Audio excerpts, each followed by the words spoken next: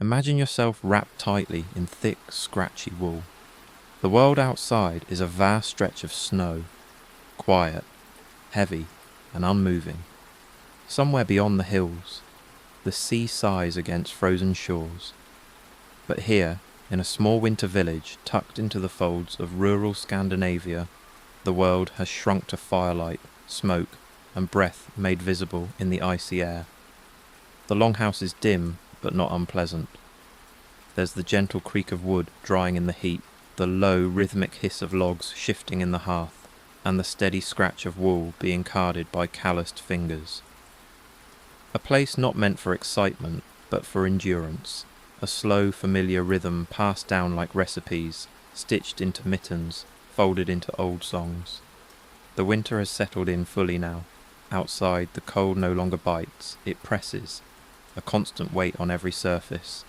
The snow doesn't glisten, it simply rests, heavy and content in its silence. Life inside the longhouse doesn't resist the cold, it accepts it, it bends to it, and every hour is shaped around keeping it just far enough at bay to last until spring. No one speaks of comfort, they speak of warmth, briefly held, of food barely enough, of wood stacked tightly. You might picture yourself entering such a space, nose stinging, fingers stiff, stepping into the low, animal-heavy heat of the communal hall. It is not clean in the way we know it today, nor is it chaotic. It is ordered in layers, smells, sounds, movements, all stacked in neat repetition. And beneath it all, a shared silence, the kind only cold places understand. Here, the day begins not with light, but with sound. An old woman stirring at the hearth, her breath clouding in the dark. A rustle of straw, a cough muffled in a blanket, the dull thud of someone knocking snow from boots. Morning doesn't rise suddenly in this village. It seeps into the room like heat from stones, slow, deliberate, inevitable. The fire is never allowed to die.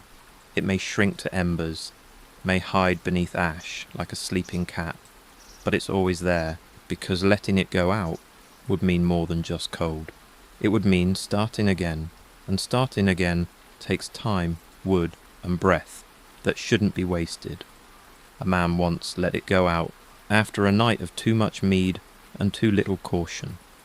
The next morning his wife lit the hearth again in silence, but never spoke to him for 3 days.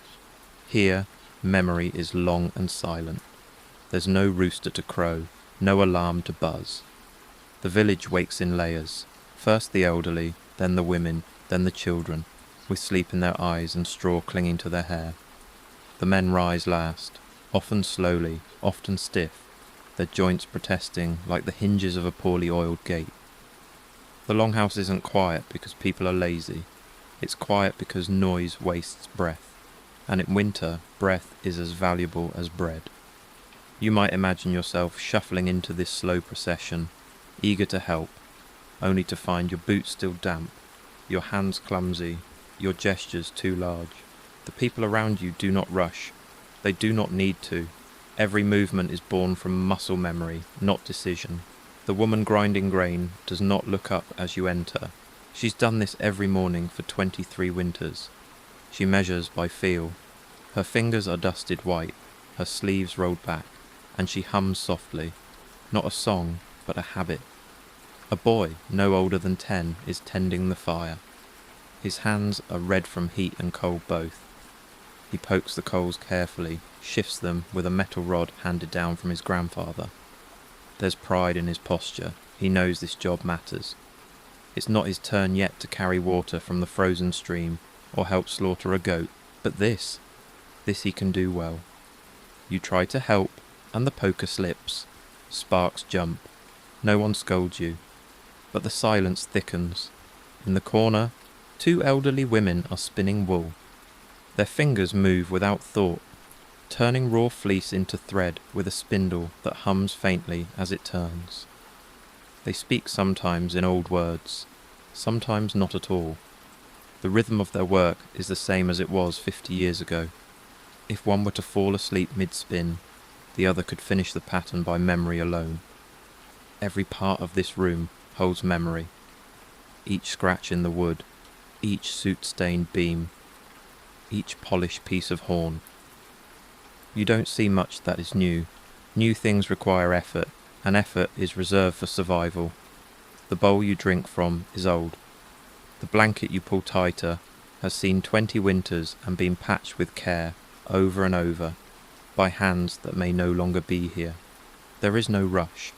Breakfast is not a time, it is a process.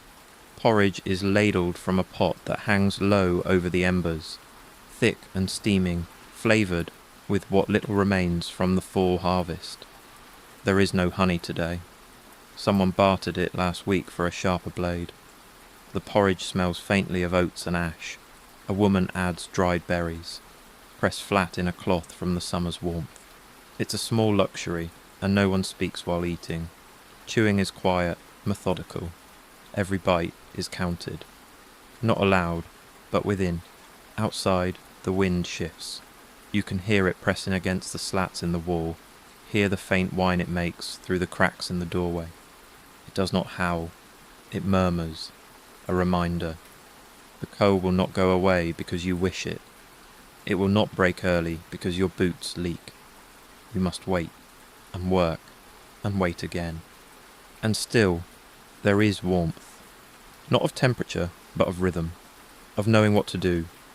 Of knowing that if the fire holds, if the goats don't sicken, if the ice does not crack, spring will return. This is not hope. It is routine. And routine, in the heart of winter, is everything. The children now stir more freely. One is singing softly, a lullaby turned backwards, a tune more remembered than known. Someone pulls on boots stiff with yesterday's ice. The door is open just enough to let in a strip of pale grey light, and the smell of snow comes rushing in, sharp and clean. The day begins not with the rising of the sun, but with the sound of it being allowed to enter, just a little, enough to see the coals, enough to tie the cords around one's cloak. Outside, the village breathes a little more freely. Smoke curls up from low chimneys. A dog pads past, stiff-legged but patient. Somewhere near the edge of the trees, someone begins to gather fallen branches for the night to come. The cold is always there, but so are they, spinning, cooking, tending, repairing, quietly enduring. You, perhaps, might not last a day, but they always do. High above the centre of the longhouse, a narrow hole allows the breath of the fire to rise and slip into the pale morning sky. It is not large, this smoke hole, just wide enough to keep the interior from choking with soot, just small enough to keep out most of the snow. Around its rim, a delicate fringe of frost has gathered overnight, feathered and white, as if nature itself had embroidered it with quiet hands. It glistens faintly now, though the sun still hides behind the clouded veil of the northern sky. This hole is more than ventilation. It is memory, passage, and watch point.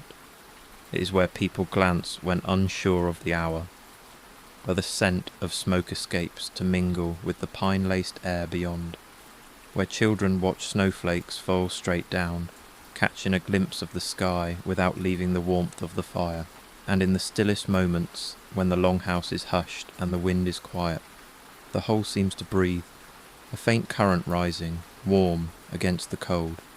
One of the elders, a wiry man with hair like moss-covered bark, stands beneath it now, his eyes tilted upward. He stirs the fire not because it needs it, but because this is what he has always done after his morning porridge. He uses a hook stick, bent from age and softened by ash.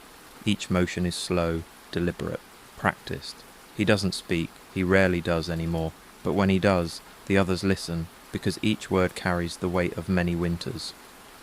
Outside, the roofs of the other homes carry a smooth coat of snow, untouched and even, like the frosting of a baker's cake. Paths between dwellings are trodden, but not shovelled. The snow is simply pushed aside by use, beaten down under heavy boots and dragging sleds. You can trace every neighbour's habit by the depth and pattern of their footprints. Near the edge of the longhouse, a narrow ladder leans against the wall. It is made from birch branches lashed with rawhide, old but firm. One of the young men, perhaps 16, climbs it now, his breath rising before him in small clouds. He carries a bundle of twigs and dry moss wrapped in linen, a fire offering. Not to a god, but to the house itself. The smoke hole must not clog with snow. It must remain open, its breath unbroken. At the top, he moves slowly, carefully. His hands are bare, mittens are too clumsy for the task, and they flush pink as he brushes the frost away. The moss he leaves tucked at the rim will dry in the weak sunlight, warding off icicles that sometimes form and fall with troubling force. This work is quiet. It is not ceremonial, but it is known, it is expected, and when he finishes, no one claps, no one speaks. He climbs down, shakes the snow from his shoulders, and joins the others inside. Through that smoke hole, the sky offers little colour. The northern winter sun is not bold. It creeps sideways across the sky, unwilling to climb high, as if reluctant to disturb the snow. You might imagine this place as bleak, but within it is not. There are layers of heat, even if small, layers of noise, even if muted, layers of life, slow and enduring. The smoke itself, curling up and out, carries with it more than warmth. It carries the scent of home. A little pine from the woodpile, a trace of dried fish, perhaps even the ghost of last night's herbs.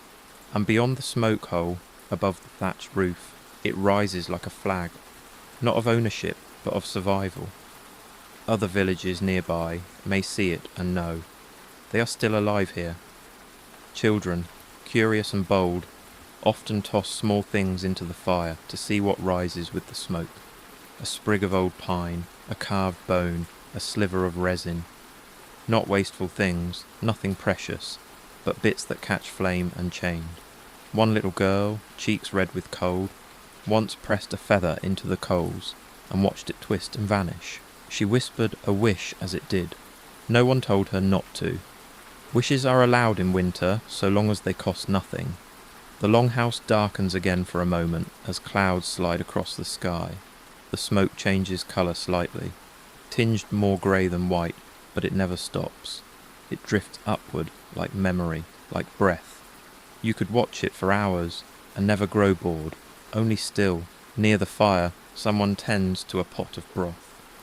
It has boiled and simmered for much of the morning, made from a rabbit caught the day before, and thickened with turnips and dried greens. A woman ladles it into shallow bowls made of carved wood. She does not ask if anyone is hungry, she knows.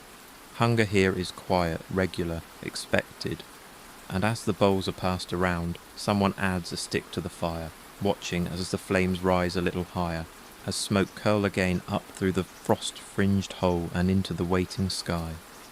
It is a ritual, yes, but one performed not with incense and chant, but with breath, with wood, with patience. As the day unfolds, the smoke hole will remain where it is, high, still, steady, a single eye to the sky. It will see the dim sunlight pass, the snow drift lazily, the birds circle far above, and always, always, the breath of the longhouse will rise through it, a soft and endless exhale into the winter sky. And still, the people within do not speak much. There are chores to be done, repairs to be made, food to prepare. Words come later, when the work is finished and the fire dims. For now, they move together, quietly, beneath the frost-ringed eye of the longhouse, in a world shaped by breath and snow and time. In the corner of the longhouse, beneath a beam stained dark with age and smoke, the vertical loom stands tall and waiting. It does not glisten. It does not shine.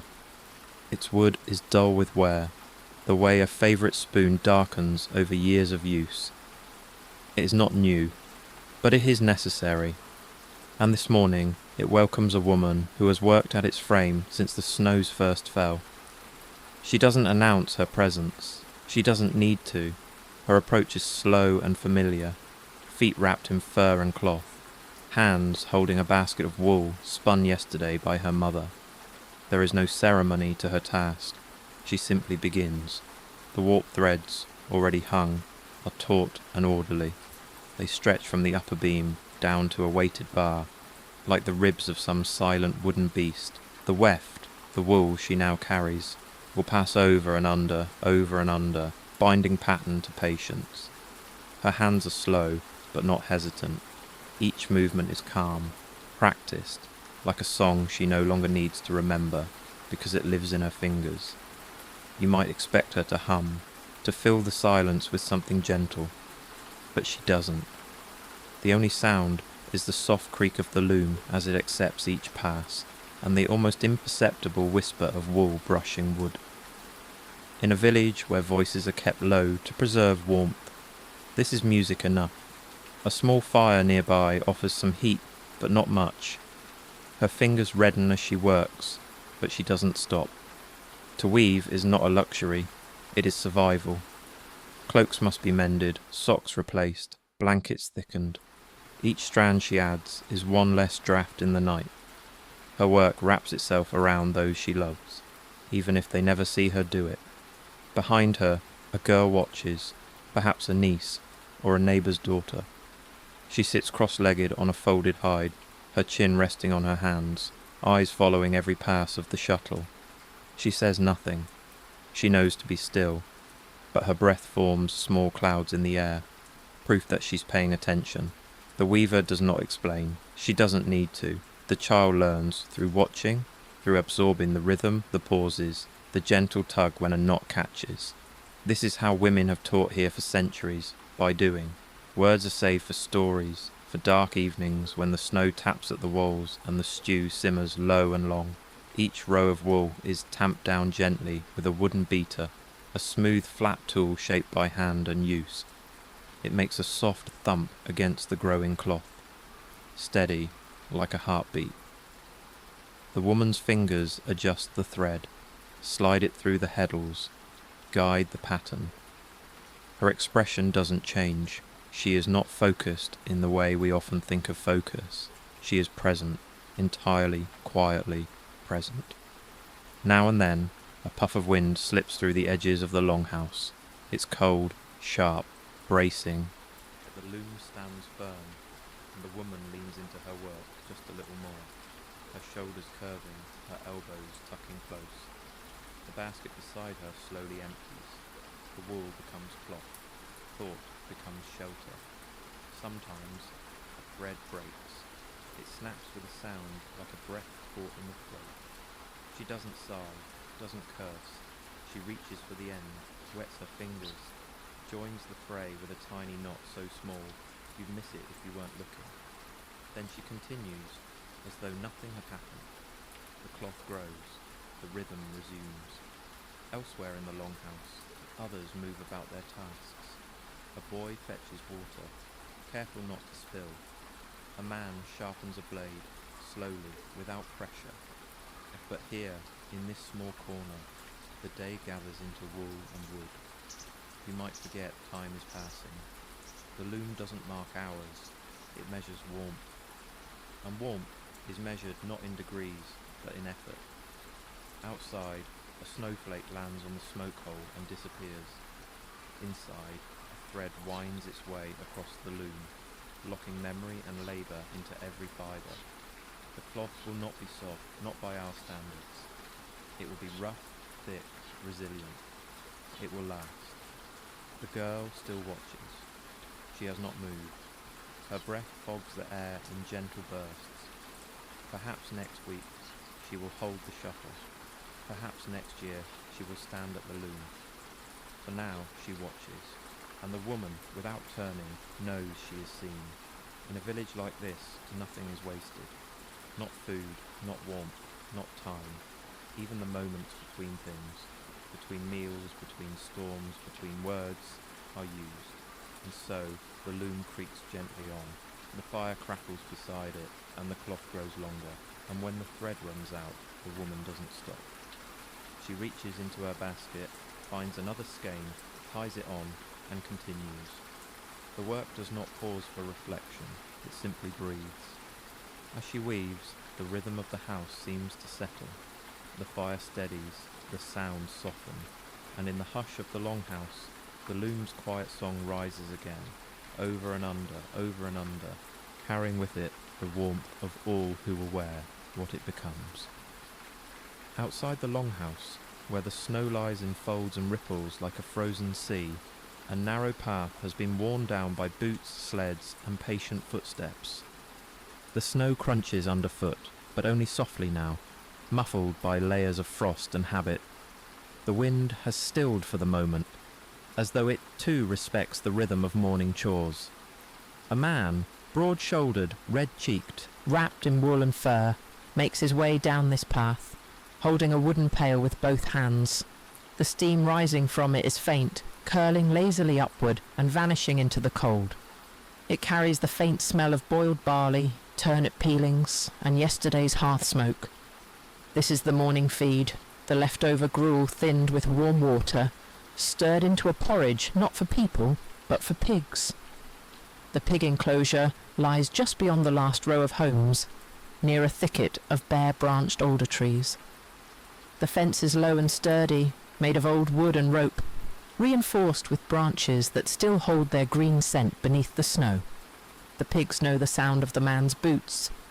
They begin to stir before he reaches the gate, grunting, shifting, a few snorts cutting through the winter stillness. These animals are not pampered. Their pen is packed dirt and trampled straw, half frozen at the edges, damp in places where the snow melts from the body heat of clustered pigs. Yet they are valued deeply, not just for the meat, which will come later, quietly, with little fanfare, but for the grease, the bristles, the warmth they bring in life and in death. They are not named, but they are known. The man unlatches the gate and steps inside. He doesn't flinch when a snout bumps his leg. He's done this every morning since the snow first stuck to the ground. The pigs crowd around him, their breath steaming, their grunts a chorus of anticipation. He kneels by a long wooden trough, pours the warm gruel slowly, scraping the sides of the pail with a wooden spoon to get every last bit. The pigs press forward, but he swats them back gently, with practiced ease. You might picture this scene as messy, but it isn't, not in the way of chaos. It is controlled, repeated, expected. The pigs jostle, but do not bite. They crowd, but do not tip the pail. They understand, in their own way, the rhythm of this man, this moment, this hour. The gruel splashes softly into the trough. The smell is earthy and sweet, with a tang of fermentation. It's not unpleasant, just thick with memory. The pigs eat quickly, snouts diving, tails twitching. The sound of their feeding is low, wet, almost rhythmic. The man leans against the fence, watching them. His breath rises in steady plumes. He doesn't rush. Behind him, the trees creak faintly in the cold. A crow calls out, one sharp cry that echoes and fades. Somewhere beyond the ridge, someone is chopping wood. The thud of axe against log reaches him in muted rhythm, like a heartbeat just below the surface. Feeding the pigs is not glamorous. It is not heroic. But it is essential. The man knows this. His father did it before him, and his son, still too small, watches now from the edge of the longhouse, bundled in fur, holding a stick and pretending it's a spear. One day, that boy will take this pail. He'll walk this path. He'll hear the pigs grunt before he sees them. But now, the man finishes his task, wipes the pail clean with snow, and gives the fence a quick pat with his glove. The pigs, satisfied, grunt less now. A few lie down in the straw, content. One nudges the trough with its snout, checking for a last taste. On the way back, the man pauses near the well, a simple ring of stones covered in a wooden lid. He checks the rope, the pulley, the bucket. No cracks, no frozen knots. He lifts the lid slightly, just enough to let the cold escape. Then he closes it again. Everything is as it should be. He returns to the longhouse, boots leaving dark impressions in the snow, steam still curling from the pail. As he passes the drying racks, glances at the fish hung there, small, silver, stiff with cold. Later they will be warmed over the hearth, for now they hang like quiet flags, their tails swaying slightly in the breeze. Inside, The fire still burns low but steady. The woman at the loom has paused to stretch her hands. The children are gathering kindling in little piles by the hearth. The smell of broth drifts from the cooking pot. The rhythm of the day continues, slow, layered, enduring. The pail is set down beside the door, ready for its next use. The man removes his outer coat, shakes off the snow, and steps back into the warmth. No one claps. No one needs to. His task is done, and the village moves forward by one more breath, one more meal, one more thread pulled through the quiet fabric of the season. The longhouse, though full of life and labour, rests most deeply at night. When the fire has shrunk to a low nest of embers, and even the soft spinning wheels have stilled, silence spreads like a blanket. People sleep close, wrapped in layers of wool and fur, bundled shoulder to shoulder, child to parent, grandparent to sibling, like driftwood gathered on a frozen shore. But even in this sleep, the village does not sleep entirely. One man, sometimes two, stays awake. His presence is not shouted or signalled. It is known. It is expected. He is the watchman. On this night, the shift has fallen to Eric, a man neither young nor old, with a thick coat patched at the shoulders and a slow, even gait. He does not complain. It is not a chore, but a trust. He has walked this path dozens of times through as many winters. He knows where the snow drifts deepest, where the wind whistles loudest, where foxes tend to pass in the dark. He knows when the ice creaks in warning, and when it simply sings to itself. His steps are muffled by snow. His torch, if he carries one at all, is low and quiet, giving off more smoke than light. Most nights he doesn't bother with one. The moon is enough. Tonight it is pale and clear, casting a silver glaze over the rooftops, turning snow into dunes, smooth and frozen. His route begins at the edge of the longhouse and circles out, past the pig enclosure, past the storehouse, past the smaller homes with their low doors and sleeping chimneys. His boots crunch rhythmically, a soft percussion that keeps him company. Now and then he pauses, not because he is uncertain, but because stillness is also part of watching. At the storehouse, he checks the door latch. Tight. No signs of disturbance. Inside, dried fish, smoked meats, cured hides, and salted roots wait in quiet darkness. The food here is not abundant, but it is enough, so long as it is protected. Mice, foxes, even the occasional bear, might seek warmth or scent. But tonight, there is nothing. Only the sound of distant wind brushing across the treetops, like fingers through hair. Further along, he stops by the edge of the woods, where a crude palisade marks the village boundary.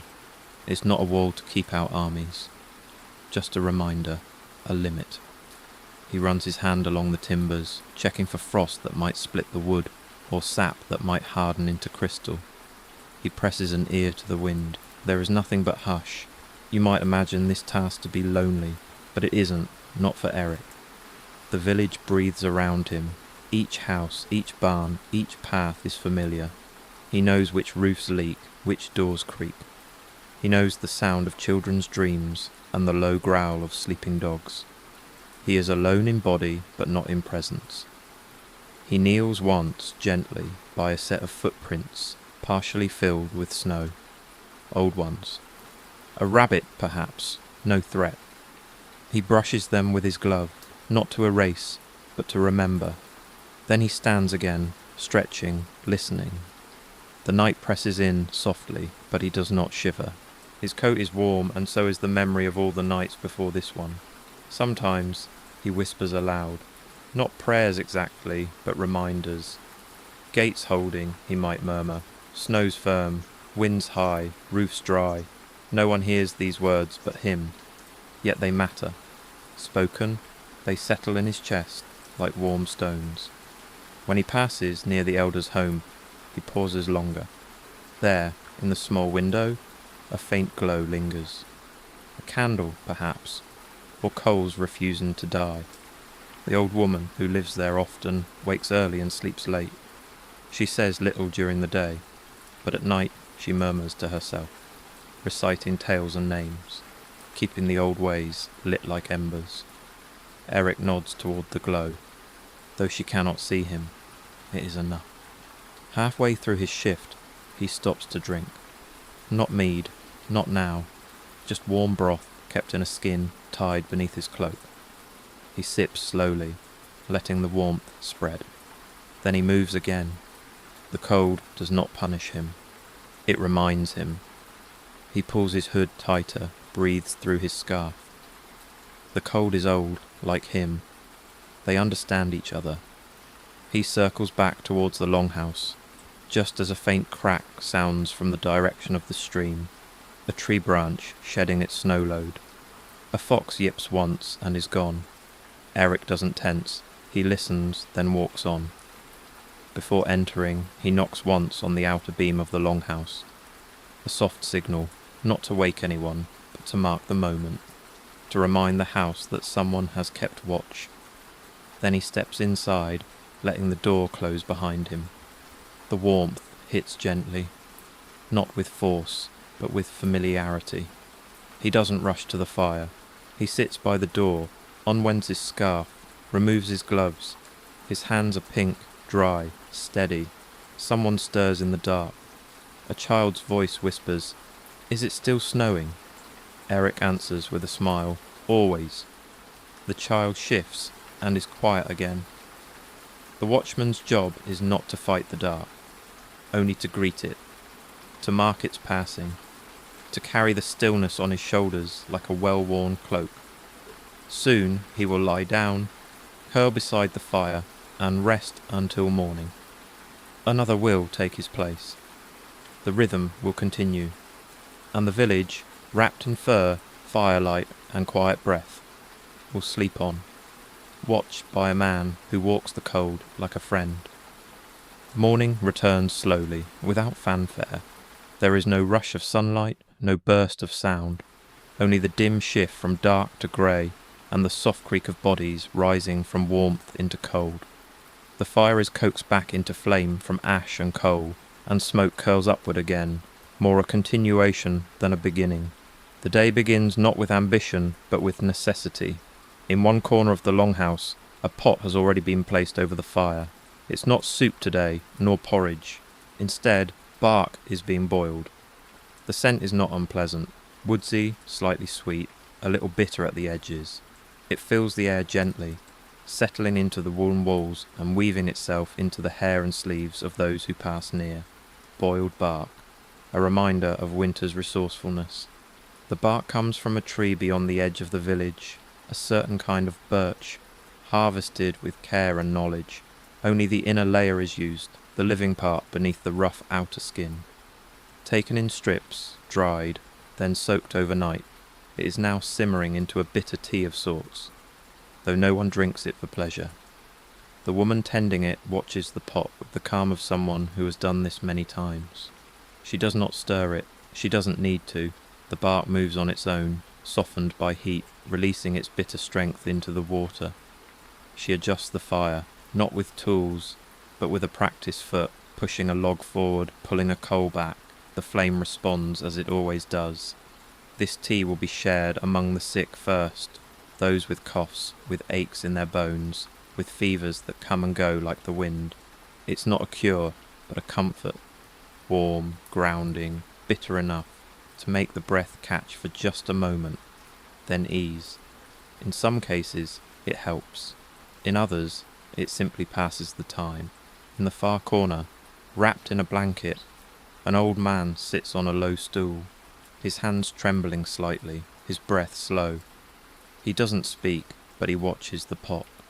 He remembers this smell from childhood, from a time before this longhouse was built, when his mother poured the same bitter broth into carved bowls and told him it would chase the cold from his chest. He isn't sure if it did.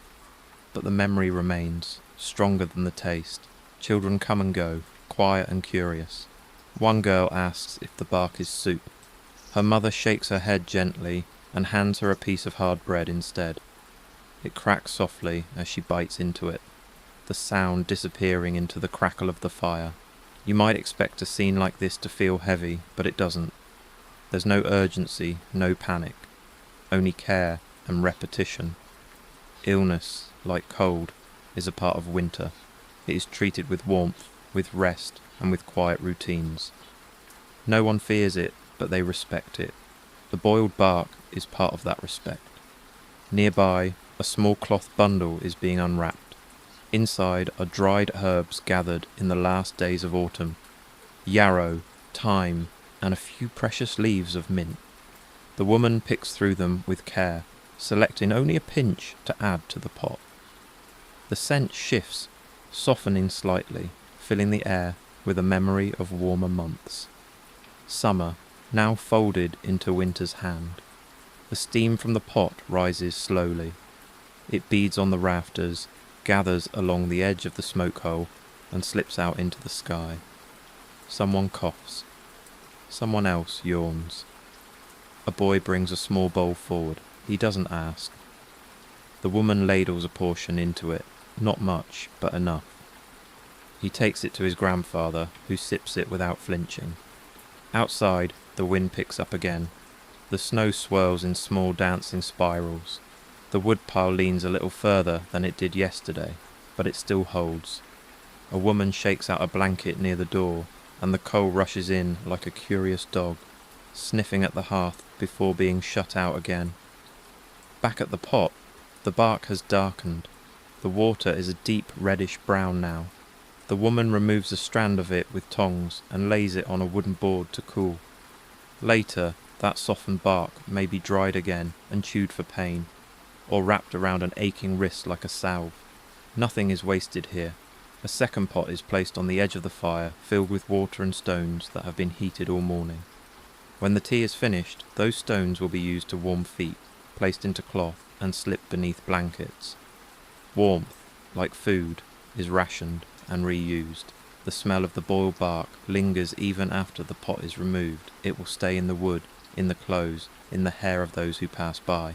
It becomes part of the winter itself, a layer of scent among many: smoke, snow, wool, broth, bark, and as the day continues, the bark tea will be poured in small amounts, carefully carried to the old, the sick, the tired. It will not heal everything, but it will warm hands, quiet coughs, soothe aching throats, and in the long silence of winter, that is enough. In this village, healing does not come in sudden bursts. It comes in slow sips, warm bowls, and quiet patience. In the willingness to boil bark again and again, because someone once did the same for you. And so the pot is rinsed, the fire stoked, and the day moves gently forward, warmed by steam and memory. Near the rear of the longhouse, where the wind slips between the slats of split wood fencing and the sunlight reaches just enough to warm the edges of frost, a wooden rack stands like a bare-limbed tree. On it, rows of fish hang suspended, small silvery bodies stiffened by cold, strung carefully by tail or gill, spaced evenly like notes in a quiet winter song. They sway just a little in the wind, each movement soft and rhythmic, a gesture of preservation rather than decay. The fish were caught days ago, pulled from under the ice where the river still runs deep and dark. Holes are carved by hand, the surface broken with axe and rod, the catch lifted slowly with numbed fingers and whispered patience. Ice fishing here is not for sport. It is for storage, for careful preparation, for the thin edge of survival that separates late winter from hunger. Each fish is cleaned with quiet skill. No blood remains. No waste is left to attract scavengers. The heads are sometimes removed, but often kept intact, the eyes clouded, the mouths frozen mid-motion, as though whispering back to the river they once knew. Salt, if there is enough, is rubbed into the flesh. If not, the cold itself must be trusted. Now they hang, rows upon rows of them, each fish a meal waiting for a night with too little else. They dry not in sun, but in time. The breeze, though faint, brushes over them steadily, turning moisture into frost, then into air. Slowly, day by day, the fish grow lighter, harder, their scent becoming faint and dry. A woman stands beside the rack now. Her hands are red from washing. her sleeves wet to the elbow. She checks each fish with a gentle tug, not to rush, but to feel the texture. Too soft and it needs another day. Too brittle and it must come down before it cracks. She's done this every winter since she was small. Her mother before her. Her daughter now learning. A dog watches her from a distance, nose twitching. It won't come closer, not without permission. It knows this food is not for now. It is for later, for leaner days, for nights when the stew is thin and the cupboard echoes. The dog lowers its head and curls beside the wall, understanding without command. The woman selects 3 fish, their tails stiff, their scales dulled from drying. She slides them into a cloth pouch, ties the string gently and carries them inside. They'll be used tonight, cut into strips, added to a pot with barley and dried greens. Not for guests, not for celebration, but for nourishment. The meal will be quiet, as it always is, shared without ceremony. You might imagine this to be a place of scarcity, and in some ways it is. But more than that, it is a place of intention. Every task has a purpose. Every object has a history. The drying rack was built in early autumn from trees felled with care. The string was twisted from last summer's nettle fibres. The fish were caught with hooks passed down 3 generations. Even the air, dry, cold, dependable, is part of the process. Elsewhere in the village, other racks stand. Some whole fish, others strips of meat, others still leather being cured with smoke and snow. The wind is not an enemy, it is a tool. It carries the moisture away, makes space for what is preserved to last. There are no fire-dried delicacies here, no smoked feast, just slow drying, careful spacing, patient waiting. Children are sometimes given the smallest fish, brittle and translucent, to chew on during chores. It's not a treat exactly, but it is a comfort, a salty, chewy reminder that the world is still providing quietly in its own time. As the woman steps back into the longhouse, her daughter approaches the rack, gloved hands reaching out to touch the string, to feel the weight of what remains. She does not pull, she only observes. She asks how many more days until the big ones can come down. Her mother answers without looking. When the wind stops tasting like water.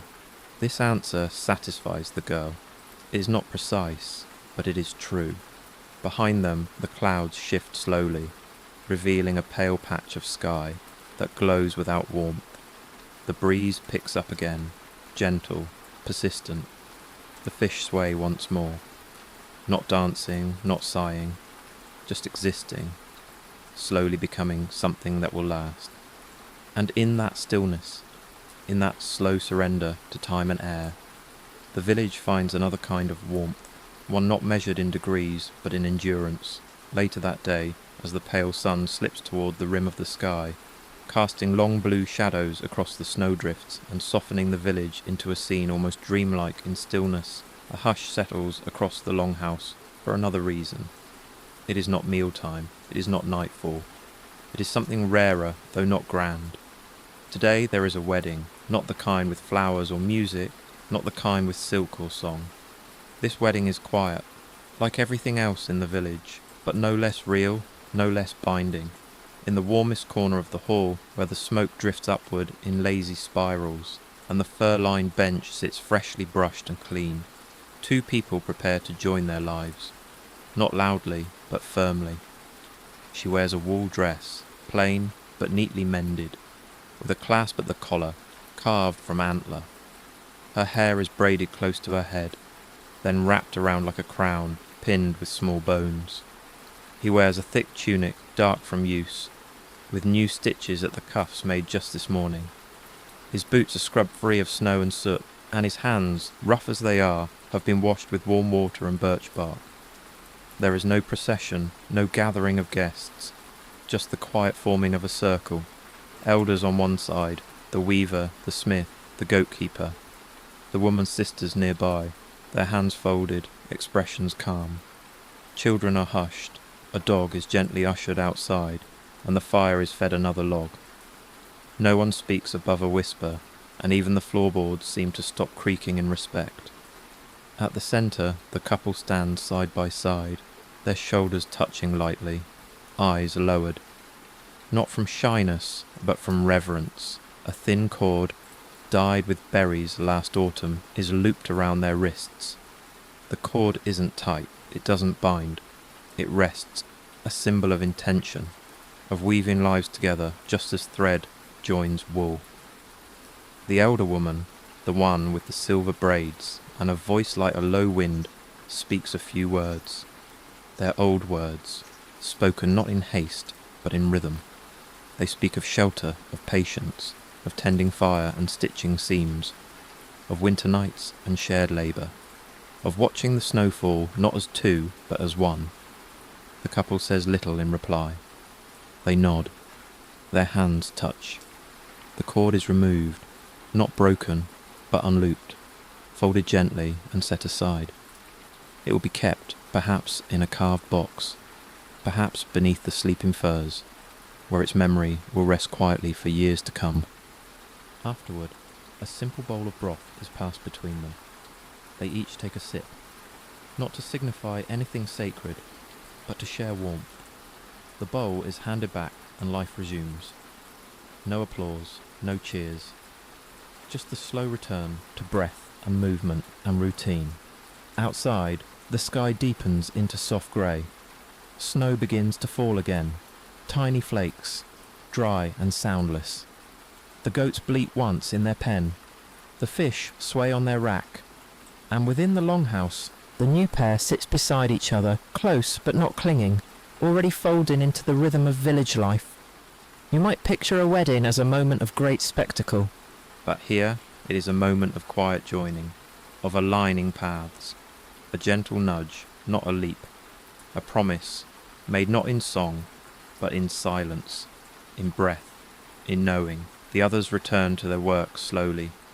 The children begin whispering again, poking at the dog who snuck back inside. Someone stirs the evening stew. The newly joined woman unlaces her boots and begins sorting the drying herbs by the hearth. Her husband sharpens a knife that will be used for tomorrow's trapping. Nothing is different, and yet everything is. Later, when the fire dims and the smoke hole blinks softly at the moon, the two will lie down beneath a shared fir. They'll sleep not as strangers, not as lovers, but as partners, two threads joined in the same weave. And around them the village will sleep on, warmed by fire, snow, and the quiet resilience of people who choose each other again and again, even in the coldest months. And so, without song or celebration, another marriage folds gently into the fabric of the village, like one more stitch in a well-worn cloak, carefully placed, meant to hold through every storm. As night returns once more, and the last bowl of stew is scraped clean, the longhouse gathers inward like a breath drawn slowly and held in quiet comfort. The cold presses gently outside, tapping against the walls like a distant visitor who knows not to enter. Inside, the firelight flickers low and golden, casting soft shapes on fur-draped benches and soot-darkened beams. The tasks of the day are finished, the wool is spun, the fish are hung, the children are clean and fed, their hands tucked beneath thick blankets or nestled beneath a parent's arm. This is the hour when the village turns inward, not to sleep quite yet, but to listen, to remember. A man with a grey threaded beard and a slow, kind voice settles himself near the hearth. He doesn't announce his intent, he doesn't need to. He reaches for a piece of driftwood, strokes his fingers across its ridges, and begins to speak, not loudly, just enough that his words can curl around the room like the smoke above him. He tells of Odin, who wandered the world in disguise, trading one eye for wisdom, hanging from the great tree Yggdrasil, in search of runes and meaning. He speaks of Thor, whose hammer cracked the skies and chased frost giants through realms of stone and wind. But he tells it slowly, softly. These are not tales of thunder and clash. Not tonight. Tonight, the gods are thoughtful, quiet travellers, making their way through frost-covered forests, cloaked against the cold. The children lean in, even the smallest, their eyes heavy with sleep, stir just enough to listen. Not because the story is new, it isn't, but because the telling itself is comfort. It is rhythm. It is inheritance. It is a thread that binds. The storyteller's voice is steady, unhurried. He pauses often, not to find his place, but to let the fire speak between his words. Crackle, sigh, whisper, the room breathes with him. Some close their eyes, picturing gods who walk like men, who speak to ravens and know the names of every tree. A woman adds a few lines of her own, an old tale of Frigg weaving clouds into cloth, her spinning wheel casting the stars. Another man remembers a line about Loki's cleverness, how he once tricked the sun into sleeping longer, buying an extra day of warmth. They do not interrupt each other. They build layer by layer, tale by tale. This is not theatre. It is memory made soft. A hearth-bound hymn to a world just beyond this one. Now and then, the door creaks faintly as wind shifts outside. Someone stirs the fire with a curved stick. The embers flare, orange and deep, revealing a half-finished carving left on the mantel. A horse, perhaps, or a serpent. A symbol from the old stories, waiting to be smoothed and shaped when the light returns. You might imagine that belief here is hard and sharp, but it isn't. It's worn like a cloak, familiar, patched, passed down. The gods are not distant. They are here, in the wind, in the wood, in the cracks of the smoke hole and the shape of the clouds. They are not feared exactly. They are remembered, invoked, occasionally argued with. As the tale continues, the room grows quieter, not from boredom, but from peace. The words settle into the corners like dust. A child's head slips onto her father's knee. A dog sighs and shifts its paws. The fire pops once, then steadies. The storyteller does not finish with a flourish. He ends with a whisper. And so the All-Father closed his eye and saw more than the world would show. That is enough. No applause follows. No questions. Only the silence of satisfaction, of story told and heard. The man sets aside the driftwood, brushes ash from his lap, and leans back into the warm hollow behind him. In this longhouse, stories do not entertain. They endure. They stitch time together, binding one winter to the next. They remind everyone, young, old, weary, hopeful, that others have walked in cold before them, and others will walk after. The fire dims, the voices fade. Outside, snow begins to fall again, slow and soft. The gods, wherever they are, keep walking through the trees. And inside, wrapped in words and warmth, the village sleeps a little easier, the echoes of myth resting beside them like another blanket. Morning returns, with a sky the colour of wet wool, thick and still, as if even the clouds are reluctant to stir. The air holds a faint taste of iron and pine, a promise of deeper cold. Inside the longhouse, warmth has been carefully maintained, embers tucked close under ash, a fresh log placed before first light. The fire hums gently, casting its breath along the floor, weighting the straw where boots were left to dry. Today begins with a small disruption, not danger, not hardship, just a ripple in the quiet surface of routine. One of the goats will not milk. She stands in the small pen beside the longhouse, her sides rising and falling with visible breath.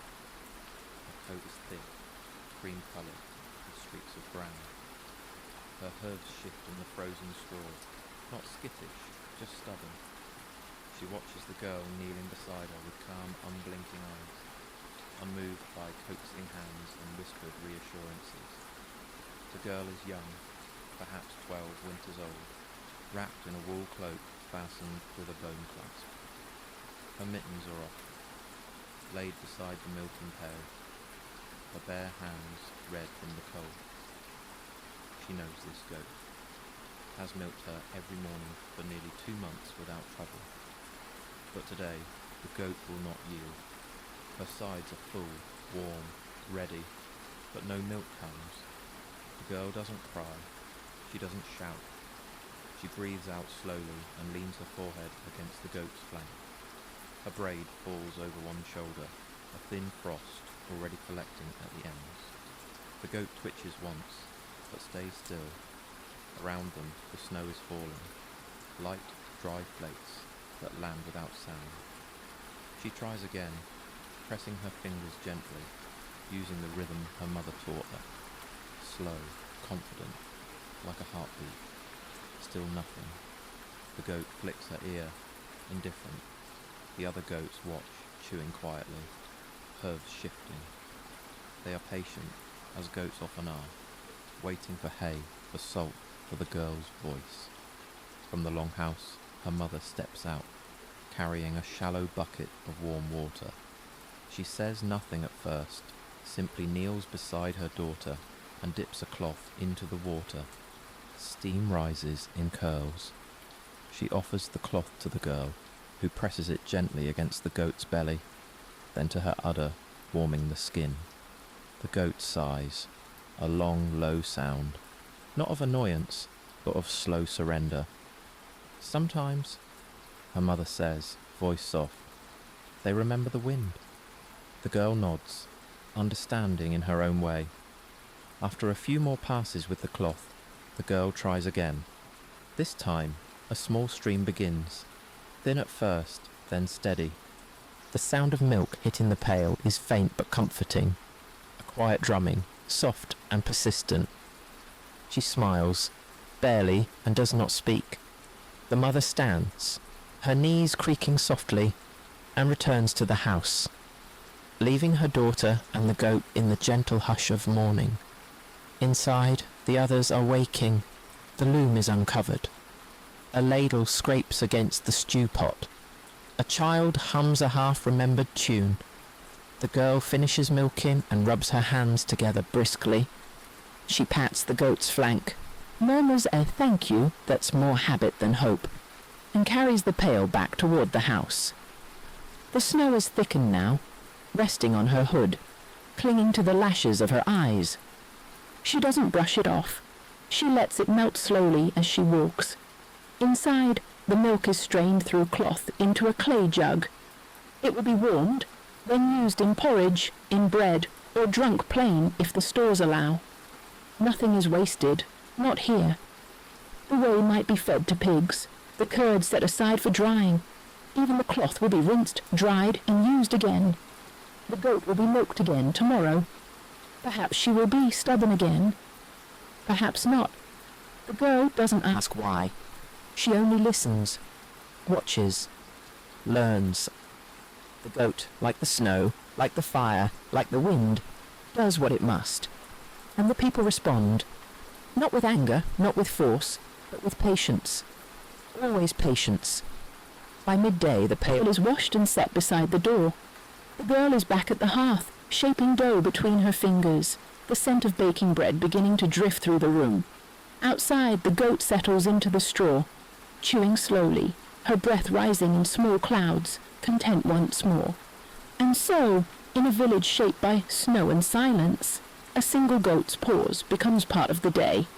Not a disruption, but a variation, a reminder that even in the repetition of survival, there is room for moments of stillness, of resistance, of gentle adjustment. The bread will rise, the fire will burn. And tomorrow, the girl will return to the pen again, hands bare, pail in hand, heart open to whatever the morning brings. Beyond the last row of homes, where the village opens into low, snow-covered fields, and the windfall moves more freely between scattered pines, the sound of chopping begins, slow, deliberate, spaced with care. It's not urgent, not hurried, just steady. One strike, then a pause, another, then quiet again. The axe does not rush, neither does the man who wields it. He stands in a small clearing marked by half-felled trunks and the skeletal remains of last year's woodpile. His breath comes in quiet plumes, rising past the collar of his heavy wool cloak. Around him, logs are stacked in measured lines, Some split, some waiting. The snow crunches softly beneath his boots as he moves. But otherwise, all is still. The axe he holds is old. Its handle bears the wear of many hands. The blade, recently sharpened, glints dully in the weak winter sun. He grips it near the head, adjusting the balance, then lets it fall again. Another clean strike into frozen pine. This is not firewood for today. This is firewood for weeks from now. Wood that must be cut, stacked, dried, and guarded. In this place, wood is not merely fuel. It is warmth, food, medicine, light. Every swing of the axe is a promise of continued comfort. Every split log is a sigh of relief for a future night. He does not count the logs. He does not measure the hours. He simply works, pausing often, not because he is tired, but because he listens to the creak of the trees, to the silence of the snow, to the whisper of wind through spruce needles, which never truly stop speaking, even in deepest winter. Sometimes the axe sticks. When it does, he does not curse. He leans in, presses his weight, twists gently. The wood yields. It always does, eventually. Just like the cold, just like time. A young boy arrives, carrying a hand sled with thick leather runners. He says nothing at first, just watches. The man nods toward the pile, then to the sled. The boy begins to load. Slowly, piece by piece. Not the largest logs, those will wait, but the smaller ones, the ones that will dry quickest by the hearth. Together they work. One splits, one stacks. They speak little, but the silence between them is not empty. It is full of shared rhythm, of unspoken teaching. The boy mimics the man's grip, his pauses. He asks once why some wood splits clean and others splinter. The man replies simply, "Some trees grow around storms." The answer is enough. The boy nods, remembering it not with words, but with feeling. You might imagine that chopping wood in the snow would be brutal, biting, exhausting. And it can be, if done without care. But here, it's a meditation. The weight of the axe, the sound of the split, the smell of fresh pine and old sweat. It becomes a song, a slow one, a winter hymn made of effort and air. Behind them, smoke rises from the longhouse chimney, curling upward into the colourless sky. The village is still, but never idle. A woman brushes snow from the drying rack. A girl weaves a cord of nettle fibre near the goat pen. Life continues. Not loudly, not quickly, but completely. The man sets aside the axe, flexes his fingers, and lifts a split log to examine its grain. Clean, dry inside, it will burn well in a few weeks. He adds it to the sled, adjusts the rope, and nods to the boy. Time to pull it back. The boy leans into the harness, his boots digging into the snow, his breath sharp but steady. Back at the longhouse, the wood will be stacked beneath the eaves, covered with straw mats to keep the snow from seeping in. A smaller pile will be carried straight to the hearth. Tonight's warmth, already earned before dusk. The axe is wrapped in a wool cloth, tucked into a hollow near the chopping stump. It will be there tomorrow, and the next day, and as many days as winter remains. In a world where time is measured not by clocks, but by warmth and hunger, the axe is a quiet kind of clock, not ticking, but beating, not demanding, but reminding. And so, beneath a sky of pewter clouds, beside trees that wait without asking, the man and the boy walk slowly home. Behind them, the clearing falls silent again. The wind returns, brushing snow across old stumps. The axe rests, the logs wait, and the day continues, layered, quiet, and full. As the afternoon deepens and the fire inside the longhouse hums with a steady glow, a soft commotion begins near the village edge. Not a shout, not alarm, but the quiet rhythm of boots in snow and the murmurs of recognition. A visitor has arrived.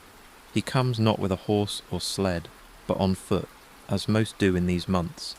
His cloak is thick with frost, edges stiff where the snow has melted and refrozen during the long walk from the fjord.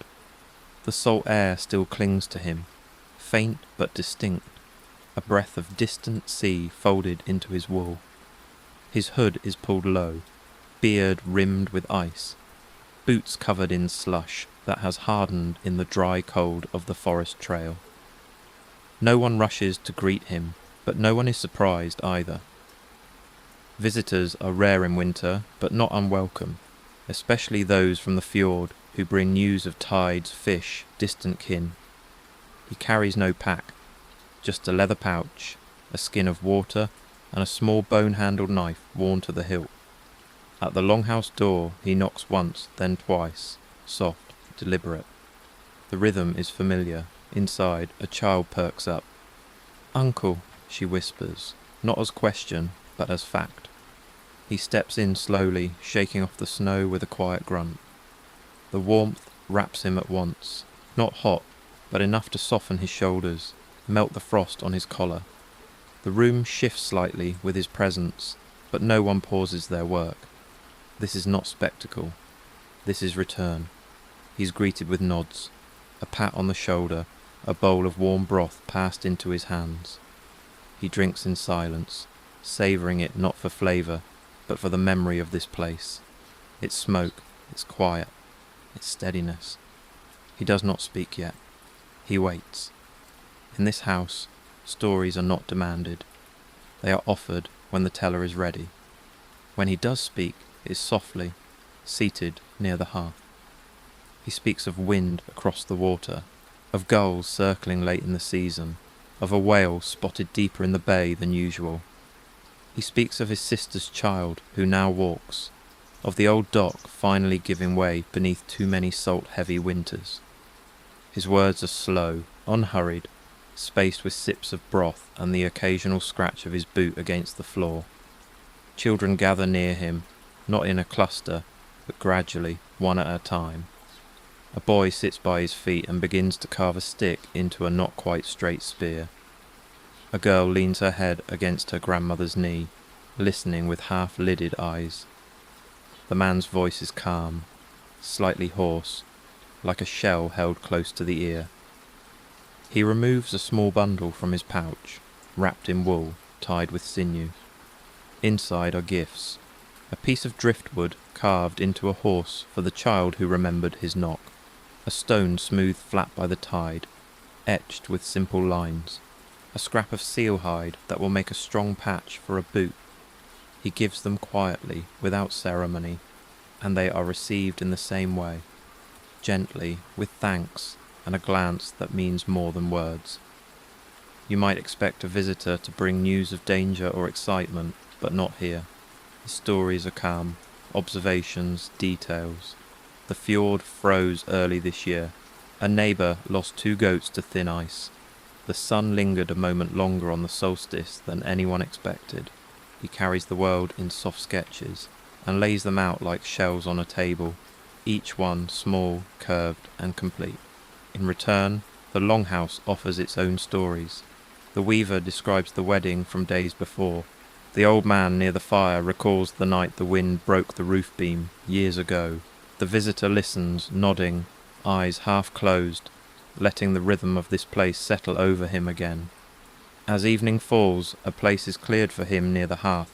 He will stay the night, of course. There is always room, even if it means a child must curl tighter to make space. A bedroll is offered, furs laid down, a warm stone from the fire tucked beneath. The snow falls thicker now outside, but no one mentions it. It is as it should be. The visitor sleeps with his boots near the door, his pouch tucked beneath his head. In the quiet, his breathing joins the others, a chorus of warmth and endurance. And in the darkness, the longhouse stretches and breathes, holding one more soul, one more story, one more reminder that even in deep winter, the path between hearts is never frozen. Later that evening, after the children have drifted into sleep and the snow outside thickens into soft curtains against the longhouse walls, a jug is passed around. It's not large, just a rounded clay vessel bound with strips of dried leather, the surface darkened with age and use. Within it, mead sloshes slowly, golden and quiet. This is not the mead of feasts and shouting, not the drink of warriors pounding tables or roaring song. This is winter mead, small sips from carved cups, shared in silence, warmed slightly near the fire before touching lips. It is not poured to celebrate, it is poured to remember. The first sip goes to the visitor from the fjord. He takes it gently, offers a soft nod, and lets the sweetness linger on his tongue. His face relaxes just slightly. A memory stirs behind his eyes, but he does not speak it aloud. Instead, he passes the jug to the woman beside him, and the cycle begins. Each person drinks slowly, not for the taste alone, but for the space it creates, between thoughts, between breaths. Mead opens the heart in quiet ways. It softens the edge of cold, of fatigue, of sorrow. It turns silence into company.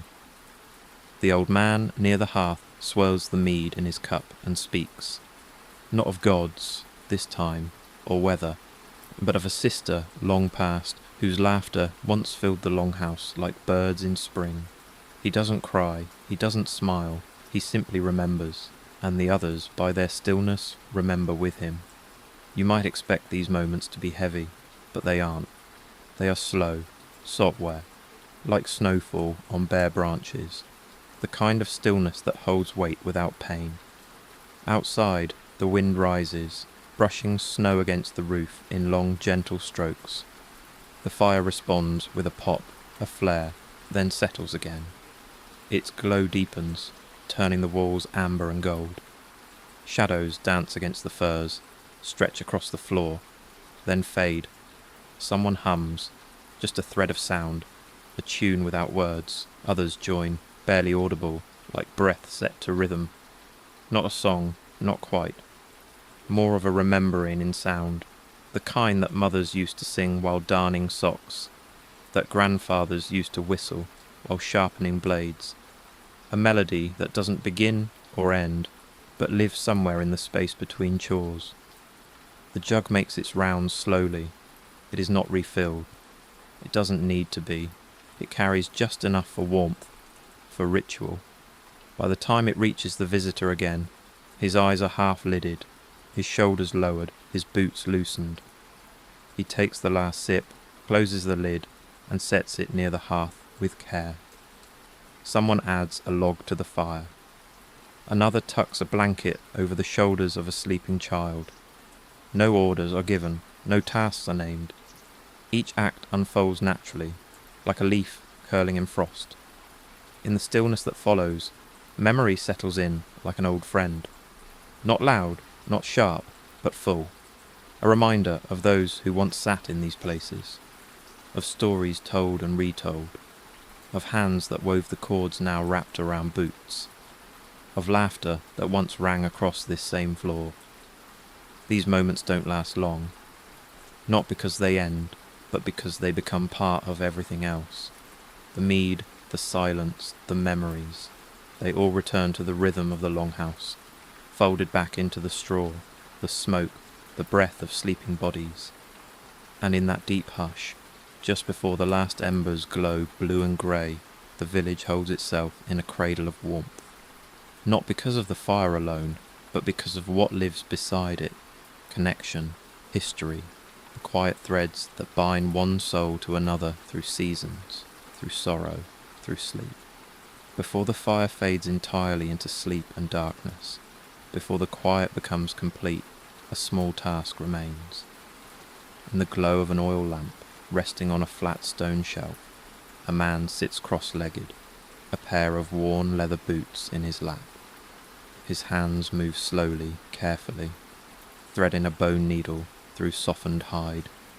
The thread is gut, thin, strong, still smelling faintly of the summer it came from. The boots are not his own. They belong to the visitor from the fjord, whose long walk has cracked the stitching and loosened the sole. No one asked the man to mend them. He simply noticed, as he always does, and began. Mending is not a chore. It is a kind of listening.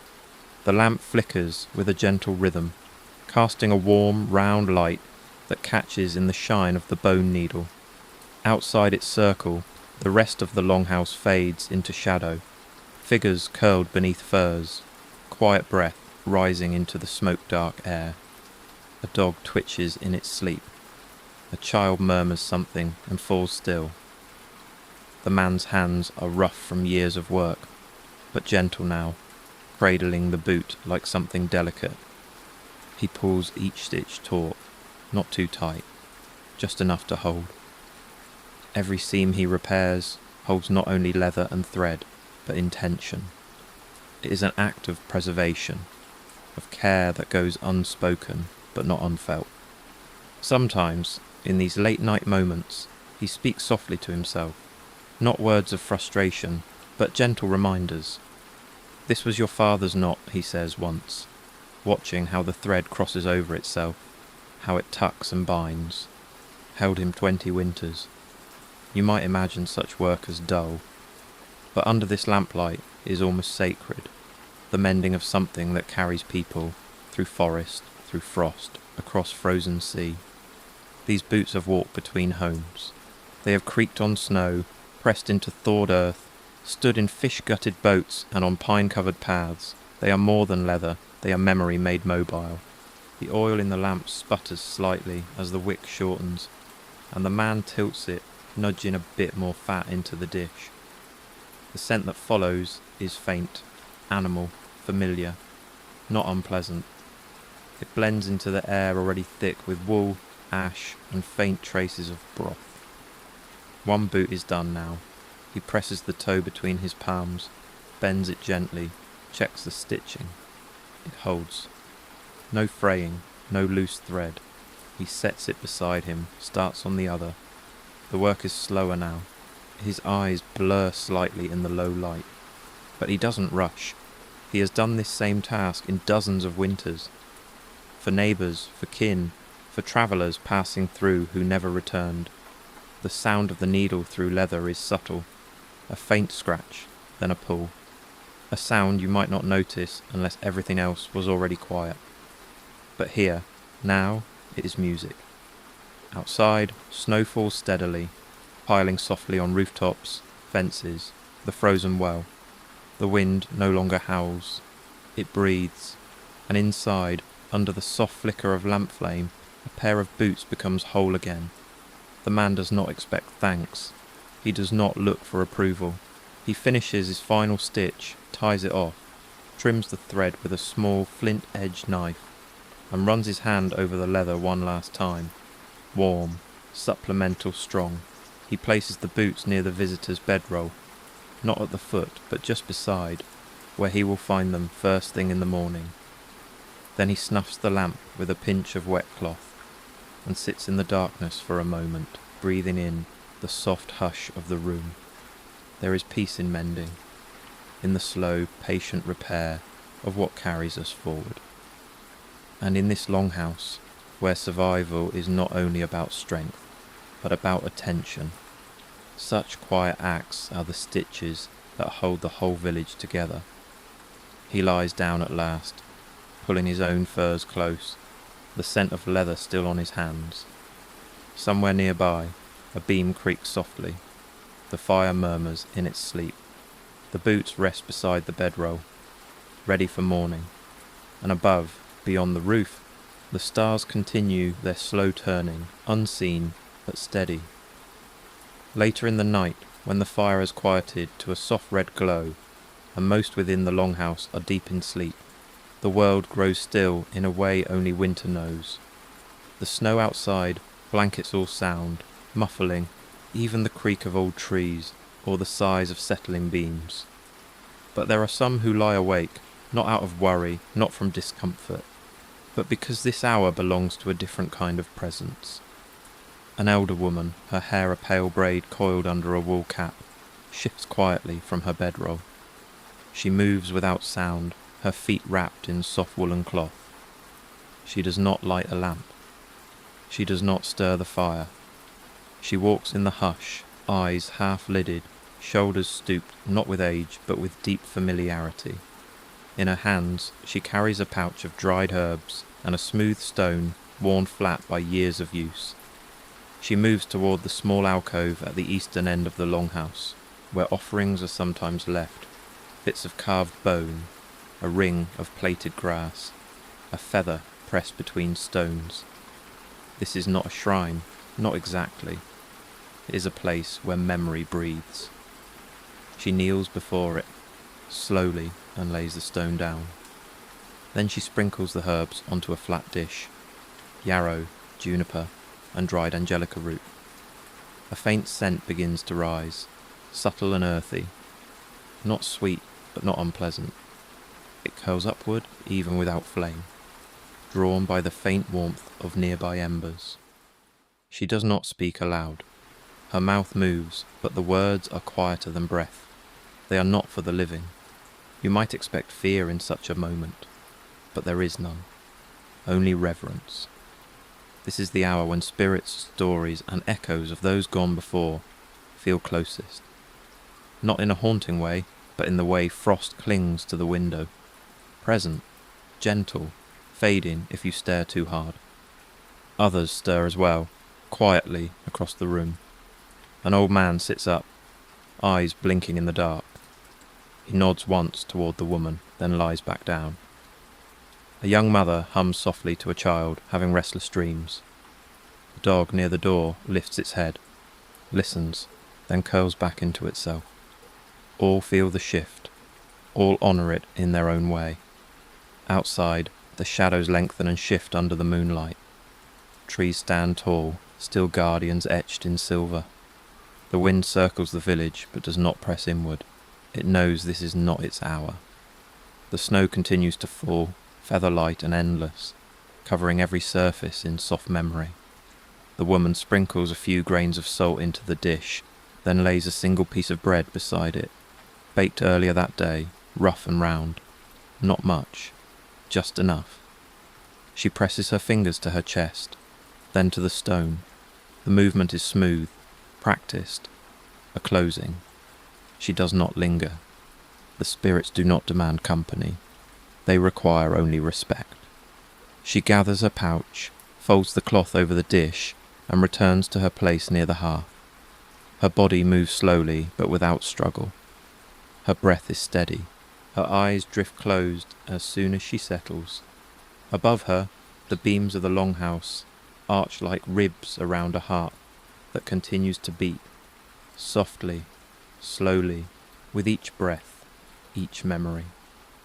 You might wonder if the others dream of ancestors on nights like this, of old stories told in younger voices, of faces softened by the fog of years. But dreams here are not chaste. They arrive if they wish, and if not, sleep is enough. By the time the first threads of dawn begin to stretch faintly across the pale sky, the offering dish has cooled, the herbs have settled, and the longhouse breathes in unison once more. Flesh and spirit, past and present, woven together like cords twisted in the dark. And somewhere far beyond the trees, in a place neither named nor mapped, the echoes of those remembered carry forward on the snow-laced wind, quiet and watching. By mid-morning, when the sun has begun its low arc across the southern sky, more aglow than a light, the stillness of the village shifts slightly. Faint clinks ring out from the edge of the clearing, irregular at first, then steadier, each one sending a soft echo across the snowy yard. The blacksmith is working. His forge is not a grand one, no roaring bellows, no endless fire. It is modest, half covered by a thatched lean-to built against the stone wall of his home, the entrance draped with heavy wool to block the wind. Inside, the coals are banked low, carefully tended through the night. They do not flame, they glow, steady, concentrated, hot enough when coaxed. The anvil itself is cold. At this time of year, it always is. The blacksmith starts his day not with metal, but with firewood. He stacks the logs beside the forge, feeds the coals until they blush a deeper red, then places a thick iron rod across the centre, letting it rest, letting it remember warmth. His gloves are thick, but his fingers are practised. He removes the rod only when it begins to sweat, not glow. He is not forging weapons today, nor tools of war. Today he is mending hinges, shaping nails, tapping old blades back into line. Quiet work, necessary work, the kind that holds doors in place and keeps barrels sealed. Each strike is deliberate, not loud, not furious, just steady. Metal meets metal with a rhythm that is more breath than battle. Tap, tap, pause, tap. The anvil answers with its own song, muted slightly by the cold but still full of memory. You might think such sound would be jarring in a place like this, but here it blends into the air like the crackle of fire or the hush of wool against skin. Snow has drifted against the outer edge of the forge, but inside it is warm. The stones sweat gently, releasing faint scents of ash and iron. The walls are dark from years of smoke, the floor packed hard from boots and falling scale. Everything here carries the touch of time. He moves without waste, tongs in one hand, hammer in the other, adjusting the angle of each piece with tiny tilts of the wrist. There is no showmanship, no flourish, only the quiet dignity of someone who understands that strength lives not in size, but in precision. Behind him, a girl approaches, his daughter perhaps. She carries a small sack of broken nails, ones pulled from a collapsed crate behind the storehouse. She doesn't speak. She knows not to disturb the rhythm. He nods toward the bench. She sets them down gently, watches for a moment, then begins sorting the scrap pile without being asked. They work side by side for a time, without words. The only sound is the whisper of coal and the heartbeat of the anvil. You might imagine that a blacksmith's work is all force and flame, but here it is patience. Cold metal must be persuaded, not punished. It must be warmed slowly, shaped with care, cooled in snow if water is scarce. The blacksmith speaks through his hands, and the metal listens. Now and then he stops to inspect a finished piece. A hinge repaired, a buckle reforged, a knife straightened. He turns it in the light, tests the edges, then sets it in the finished pile. He does not celebrate, he simply moves to the next. As the morning deepens, the girl brings a cup of warm broth from the longhouse. He drinks it slowly, hands still stained with ash, steam rising gently into the air. She waits, then takes the empty cup and disappears, her footprints soft and swift across the snow. He returns to the anvil. Outside, the cold does not relent. It never does. But inside this forge, beneath the low roof and beside the ever-glowing coal, warmth lives. Not the warmth of fire alone, but of rhythm, of skill, of work done not for glory, but for continuity. When the sun begins to dip again, barely past its zenith, the blacksmith wipes his hands on a cloth worn thin and smooth. He douses the forge, not with haste, but with a small scoop of snow, hissing quietly as it lands. The steam curls upward, carrying with it the scent of iron, sweat, and time. He sets his tools in order, stacks the finished pieces in a woven basket, and covers the forge with a thick leather cloth. It will wait. The metal will cool, the anvil will freeze again, but when needed he will return, and so will the fire. And as he steps out into the pale light, boots crunching gently, the village receives him not with fanfare, but with familiarity. Another rhythm completed, another quiet heartbeat in the long song of winter. That evening, after the forge has cooled and the blacksmith's hands are clean again, the longhouse fills slowly with a hush that's not quite sleep and not quite speech. It's the hour between task and rest, when the fire burns in long, steady breaths, and everyone seems to move more quietly, not from fatigue, but from habit. In a quiet corner near the fire, a girl sits with her grandmother, their shared fur pulled around both of them like a tent against the chill. The elder's fingers are gnarled, her knuckles swollen with the years, but they still hold a carving knife with care. A block of wood rests in her lap, soft pine, pale and unfinished. Its surface is half-shaped into something that might become a bird, or a fish, or a dragon. The girl watches, eyes wide, knees drawn close to her chest. The carving is not the story. is only its doorway. The elder speaks slowly, her voice low and unhurried. "This was told to me," she begins, "by my mother's father, and to him by someone whose name I've forgotten, but whose hands were warm like fire." She doesn't explain more. She doesn't need to.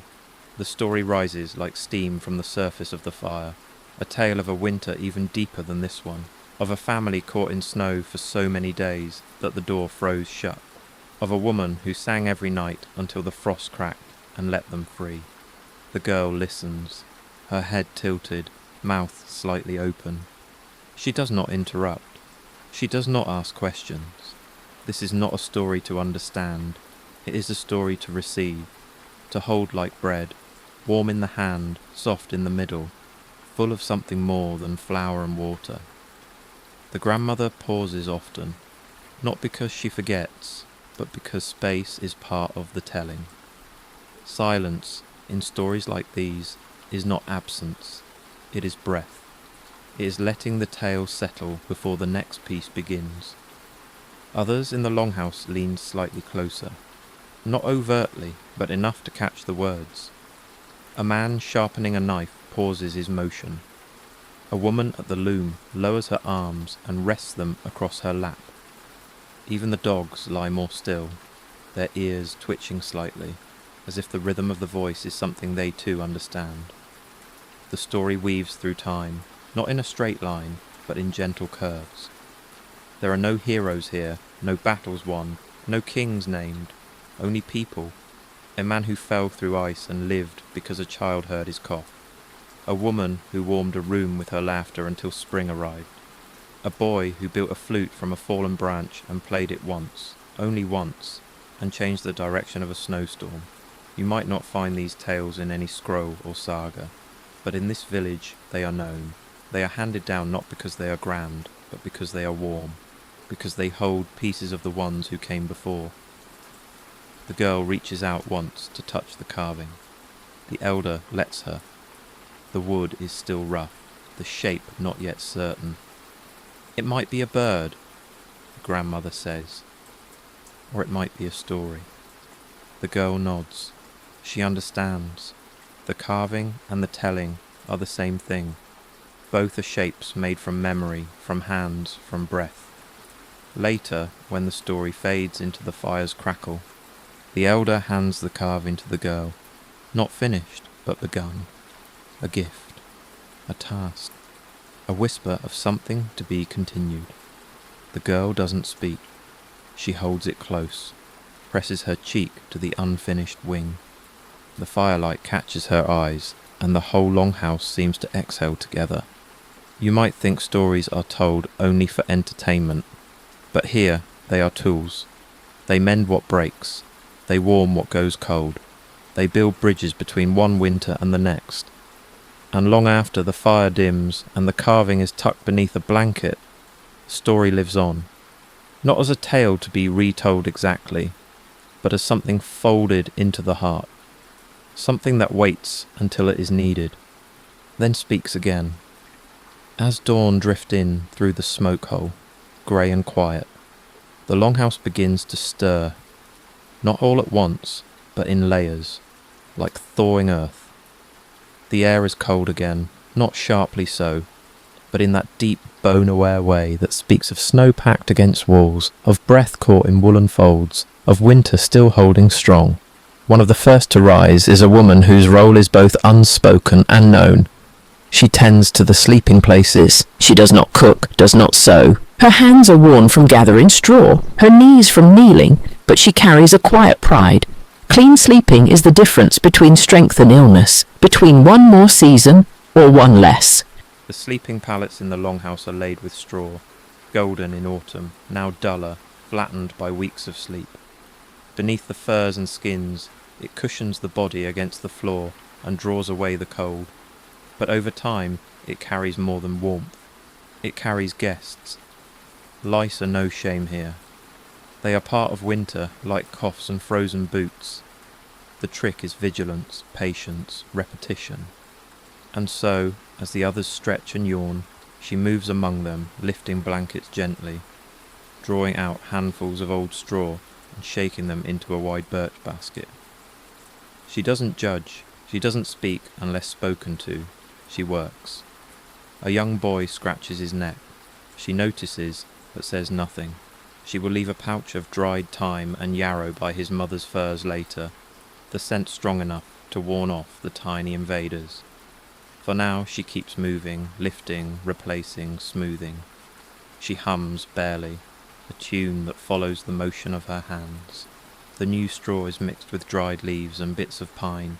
It crackles as it's laid down, releasing a scent both fresh and earthen. It will prick a little tonight, be a touch too noisy, too alive, but in a day or two it will settle, and sleep will come softer again. You might imagine this work as lowly, as menial, but in truth it is holy in its own way. These quiet actions guard against fever, against sores that won't heal, against illness that can pass from one bed to the next, like wind through a cracked wall. Near the hearth, 2 older women inspect a comb, carved from antler, lifting it to the light, testing the teeth for sharpness. Later, they will heat it in water and use it on the children. There will be tears, there always are, but afterward the children will sleep more soundly, and their mothers will thank them, not with words, but with a ladle of broth, or a mended glove left beside the door. One man picks up his bedding and carries it to the far corner of the hall, lays it across a drying rack and fans it with his hands. He doesn't speak. He does this every 5 days, just as his father taught him. The cold, he believes, drives the vermin away. Whether it's true or not, the ritual is part of the rhythm. Outside, the woman who handles the straw shakes out one of the furs, holding it high as the wind tugs at the corners. The snow dances briefly across the surface, then vanishes. She hangs it on the line, presses it with her palms, and lets the cold do its work. Inside, others begin to sweep the floor with bundled birch branches. The bristles catch stray hairs, bits of wood, fragments of old meals. The smell of birch sap rises, a sharp green note among the wool and smoke. A few lice are found. One is crushed between fingernails, another flicked into the fire. No one flinches, no one recoils. This is not defeat, this is maintenance, this is survival. Later, the clean straw will be fluffed and warmed, the furs folded back, the blankets smoothed. A child will lie down early that night and say, "It smells like a tree," and his mother will nod and smile and say, "Good." Then sleep will find you faster, and the woman with straw on her sleeves and pine needles in her braid will sit near the fire, rubbing her sore knees, her hands still moving even in rest. She will not be thanked. She doesn't need to be, because in this village, where winter teaches both humility and endurance, it is known. The hands that change the straw are the hands that keep the whole house breathing through the coldest nights. And when the fire dims and the sleeping bodies curl close once more, the clean straw will rustle softly beneath them, not loud enough to wake, just enough to remind them someone watched, someone cared, someone made space for rest. Later that afternoon, as the sky takes on a faint rose hue behind a veil of pale clouds, a girl steps quietly outside the longhouse. She pulls her cloak tightly around her shoulders, the wool scratchy but familiar, and ties the hood beneath her chin with fingers made stiff by cold. A thin ribbon, frayed at the ends, keeps a braid tucked beneath the fabric. She doesn't tell anyone she's leaving, not because she's hiding, but because she doesn't need to. Everyone knows where she goes when the snow is soft and the air calm. Down past the goat pen, around the edge of the drying racks, to a quiet rise at the edge of the woods where the pines stand like frozen sentries and the wind speaks in whispers. She climbs the small hill slowly, her boots crunching in the new snow. Each step is deliberate, not heavy. She doesn't break the silence, she adds to it. Behind her, the longhouse is a small shape, wrapped in smoke and rhythm. Ahead, the trees stretch toward the sky, their upper branches etched against the winter light. At the crest, she stops. The air here is different, thinner somehow, more open. The snow glistens like a field of powdered stars. She closes her eyes and tilts her head back, letting the cold kiss her cheeks, letting the stillness press gently into her chest. Then she sings, not loudly, not to be heard, just enough for the wind to catch the sound and carry it. The melody is old, older than her, older than the village, a tune passed down like a carved spoon, worn smooth by hands, familiar without needing words. It rises slowly, then falls like breath. There are no verses, only notes that stretch across the sky like threads. She sings not for joy or sorrow, but because singing fills the spaces where winter might otherwise settle too deeply. It stirs the stillness, not to break it, but to remind it that life still moves, even quietly. Her voice is not polished, it wavers at times, but the snow listens, the trees lean in. A bird stirs on a high branch, then settles again. Her breath curled upward in pale ribbons, and the song flows with it, part sound, part memory. You might imagine she's singing to someone, perhaps a lost sibling, perhaps a god, perhaps no one at all. But here, singing is its own reason. It warms the chest from the inside. It carries thoughts to places words cannot reach. Behind her, faint footprints mark the way she came, already beginning to fill with falling snow. She doesn't look back. She simply turns her face toward the trees, eyes half closed, and continues. Down in the village, someone pauses in their work. They hear it, just a wisp, just a thread of sound, carried on the wind. They don't speak. They don't point it out. They simply stop for a moment and listen. The girl's song winds around branches and over snowdrifts. It gathers in the folds of cloaks, finds its way between logs stacked against the longhouse wall. It settles into the thatch and beneath the eaves, not loud enough to stay, just enough to be remembered. When she finishes, she lowers her hood and breathes deeply. The cold is sharper now, but it doesn't sting. It wakes. It reminds.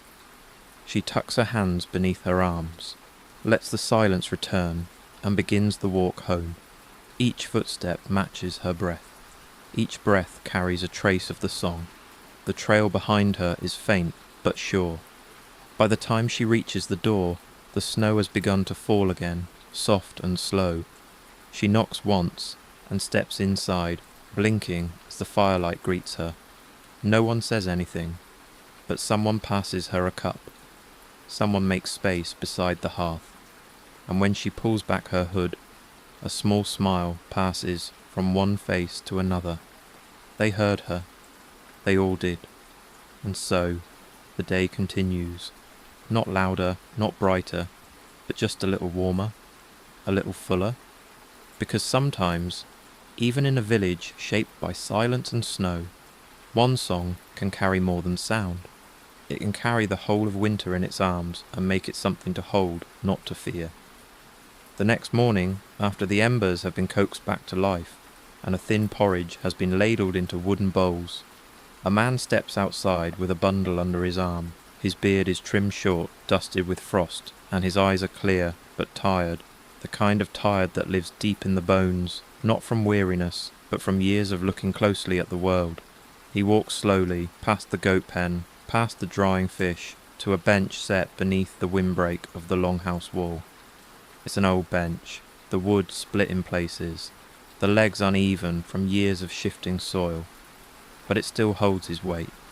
It always has. From beneath his cloak he draws out several long pieces of driftwood, washed smooth by tide and time, carried up from the fjord weeks ago. They are grey, soft at the edges, some with cracks like riverbeds, others curved like waves held in stillness. He sets them out beside him, then pulls a small knife from his belt. Its handle is horn, stained by ash and weather. The blade, though dulled slightly from use, still carries its edge. He touches it once to the grain of a curved piece and begins to carve. Not quickly, not purposefully even, but as though listening with his hands. The wood gives easily. It is dry, light, willing. He does not aim for likeness.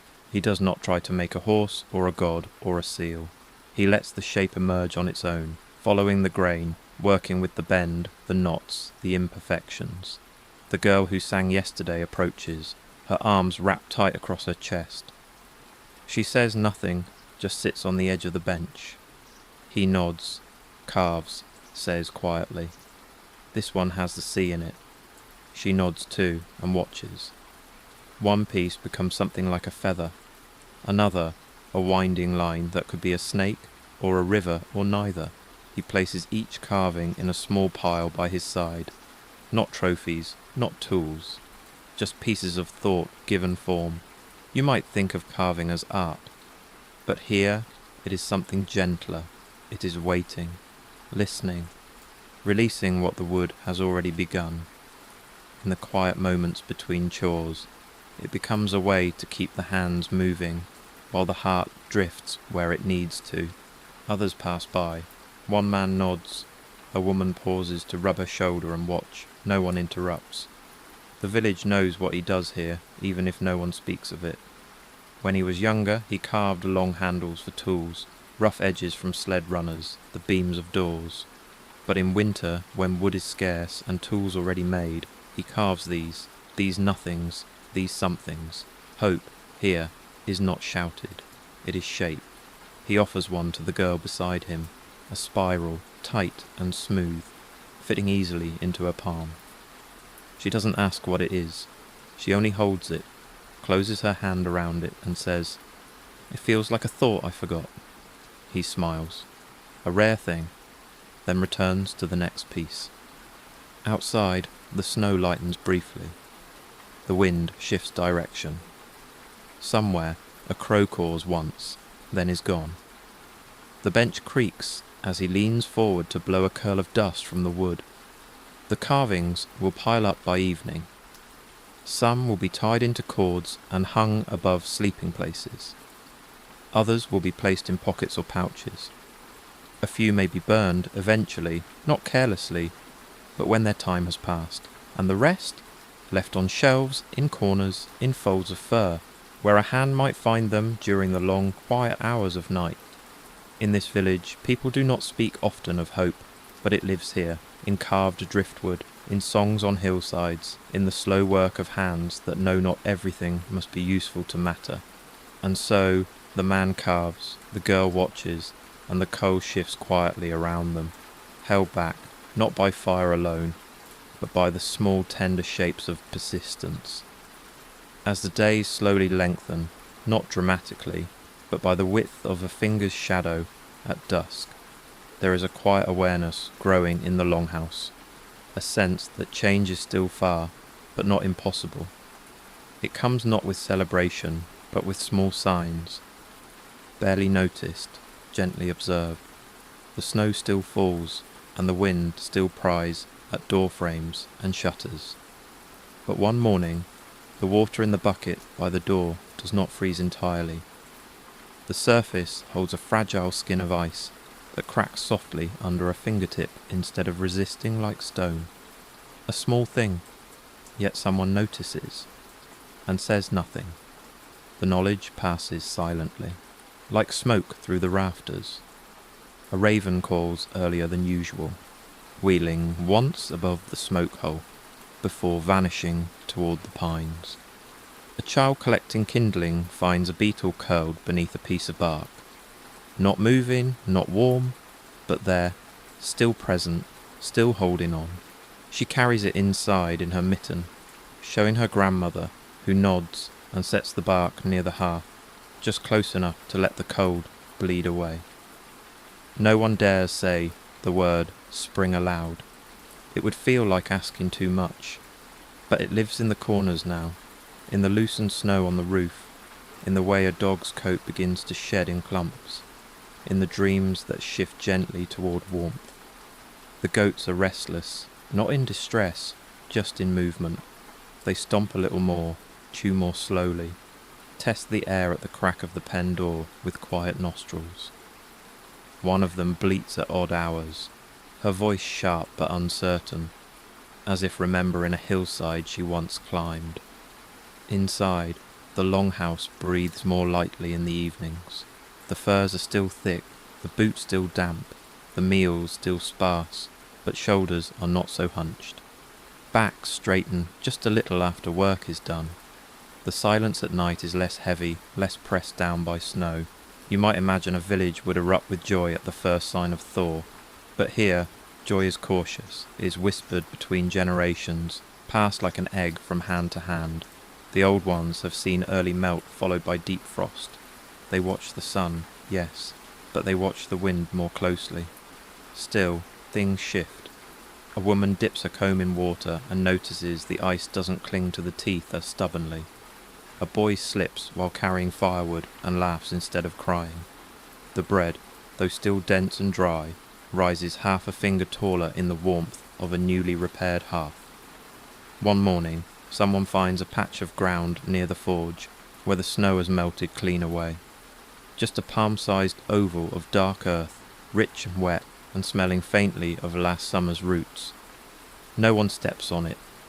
They walk around it. The patch remains untouched for 3 days, as if being given time to remember how to grow again.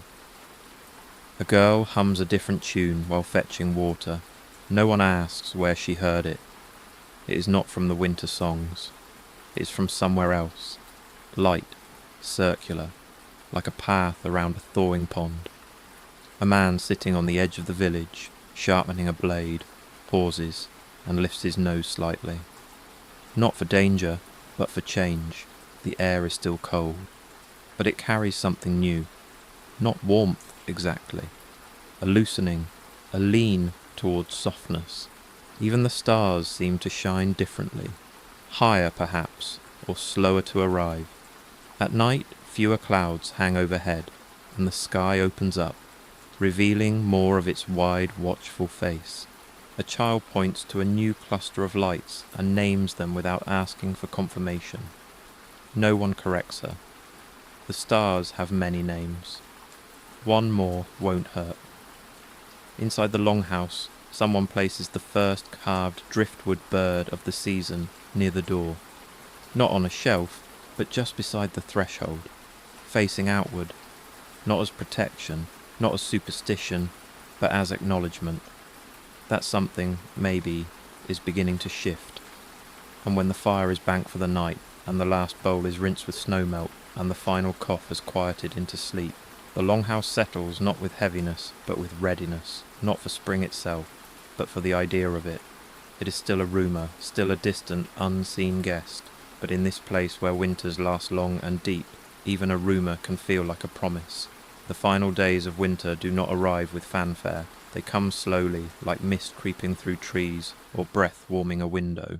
They do not declare themselves. They are known only through feeling, through steam that lingers longer in the air, through smoke that rises in narrower threads, less stifled by cold. Inside the longhouse, things have not changed drastically, and yet they have. The fire still burns, the snow still falls, but the air moves differently now. It shifts in patterns no one names, but everyone notices. It swirls more easily around ankles, carries a faint dampness, and when it escapes through the smoke hole, it does not vanish instantly into the sky. It drifts. It lingers.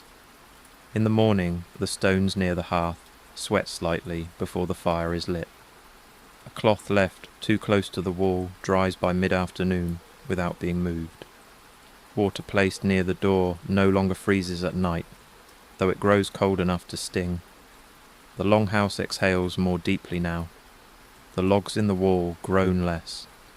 The beams above seem to hold less weight. You might not call it relief, not yet, but it is something close. Outdoors, the snow has begun to crust on top, a thin shell formed by the sun's shallow gaze. Children discover that they can walk atop it without sinking, at least for a few steps.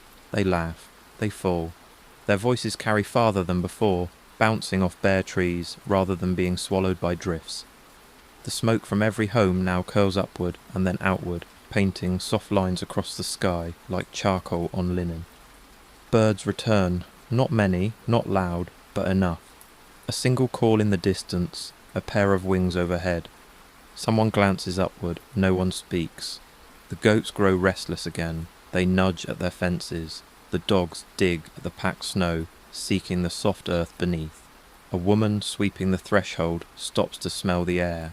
It smells of ash and pine, and something faintly green, like memory turned to scent. Steam rises from pots earlier in the day, not because they boil sooner, but because the air no longer steals their warmth. Bread cracks more easily as it bakes. A pot of broth simmers with less effort. Even the snow brought in to melt now does so faster in the palms. One afternoon, a man lifts a handful of dirt from where a patch of snow has receded behind the forge. He rolls it in his hand, feels its coolness, its grip, its readiness. He doesn't plant anything, not yet. He simply nods, returns it to the earth, and walks away. The longhouse, though still closed tight against the cold, carries a new scent now. Wool, smoke, and thawing wood. It is not fresh exactly, but it is no longer stale. It breathes, each breath deeper than the last. A girl finds the beetle she left by the hearth weeks ago. It is moving now, slowly, awkwardly, but alive. She cups it in her hands, watches it explore her skin, then carries it back outside, placing it gently under a log that drips steadily with meltwater. Evenings come later, shadows stretch longer. The stars seem softer, not dulled, but less sharp, like distant bells fading into the hush.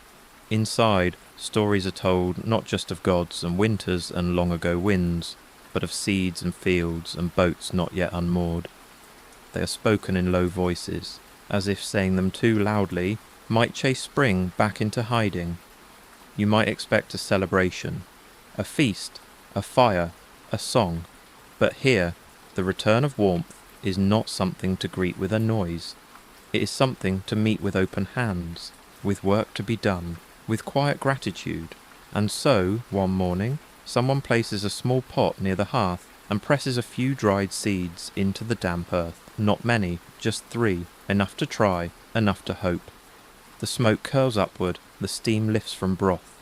The snow still lies thick in places, but it is patchy now, soft at the edges, and beneath it the soil waits, cold still, but no longer asleep. In this village, winter does not end, it eases, and life, quiet and strong, stirs again,